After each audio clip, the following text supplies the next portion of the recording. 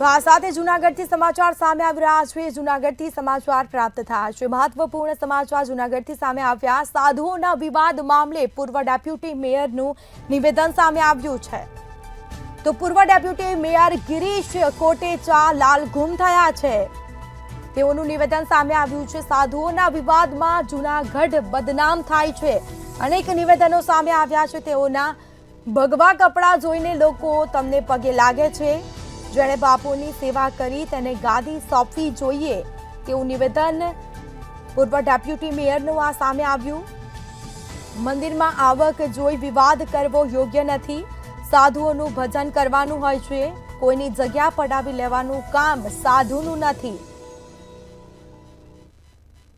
નગરીમાં વિવાદ થવો એટલે આખા દેશની અંદર જૂનાગઢ બદનામ થઈ ગયું છે। તનસુખગીરી બાપુ એક બાળ સ્વરૂપ હતા।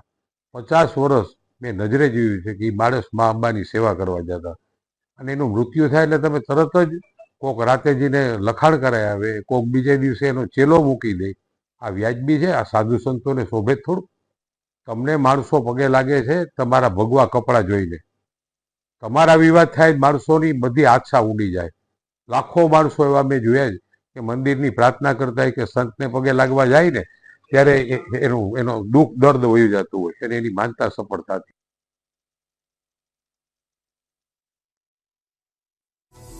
સંવાદદાતા અમર બખાઈ આપણી સાથે લાઈવ જોડાયા છે જૂનાગઢથી। જે સાધુઓને લઈને જે વિવાદ થયો અને તે મામલે પૂર્વ ડેપ્યુટી મેયરનું નિવેદન સામે આવ્યું છે, શું છે આખી ઘટના? ચોક્કસ કે જે રીતે અંબાજી મંદિરના જે મહંત હતા તનસુખગીરી બાપુ તેમનું નિધન થયું અને બાદમાં ગાદી માટે જે લડાઈ શરૂ થઈ છે જેને લઈને લોકો પણ અસમંજસમાં મુકાયા છે। કારણ કે સાધુ સંતોનું કામ ભજન અને ભક્તિનું હોય છે, પરંતુ તે ગાડી માટે જે બાખડે તે કેટલું યોગ્ય કહી શકાય। આની અંદર બે જૂથ આમને સામને છે। એક જે રીતે ગિરનાર મંડળના જે સાધુ સંતો છે જેમાં જૂના અખાડાના સંરક્ષક છે હરિગીરી મહારાજ, તે ભવનાથ મંદિરના પણ મહંત છે।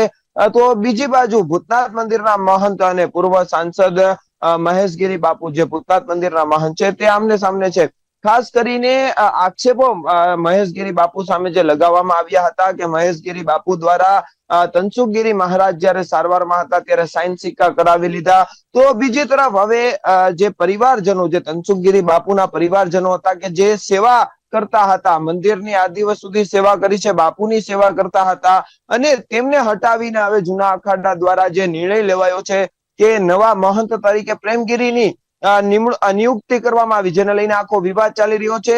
જેને લઈને જૂનાગઢના ડેપ્યુટી મેયર પણ હવે સામે આવ્યા છે અને ડેપ્યુટી મેયરે કહ્યું કે આ સાધુ સંતો જે વિવાદ છે તે એક શરમજનક છે। જૂનાગઢ બદનામ થઈ રહ્યું છે આ વિવાદમાં। ખરેખર સાધુ સંતોનો વિવાદ ન હોવો જોઈએ। સરકારને પણ તે મુખ્યમંત્રીને પત્ર લખી અને રજૂઆત કરશે। તો બીજી તરફ તેમણે કહ્યું કે ભગવા કપડા જોઈને લોકો તેમના પર આસ્થા બાંધતા હોય છે ને તેની સાથે ચેડા થઈ રહ્યા છે। એટલે ચોક્કસથી આ સાધુ સંતોના વિવાદનો અંત આવવો જોઈએ તેવી એક લાગણી વ્યક્ત કરી હતી। જી બિલકુલથી તમામ જાણકારી આપવા બદલ આપનો આભાર। તો પૂર્વ ડેપ્યુટી મેયર ગિરીશ કોટેચા લાલ ગુમ થયા છે। સાધુઓના વિવાદમાં જૂનાગઢ બદનામ થઈ રહ્યું છે તેવા અનેક નિવેદનો તેઓએ આપ્યા છે અને આ સાથે ભગવા કપડાં જોઈને લોકો તમને પગે લાગે છે।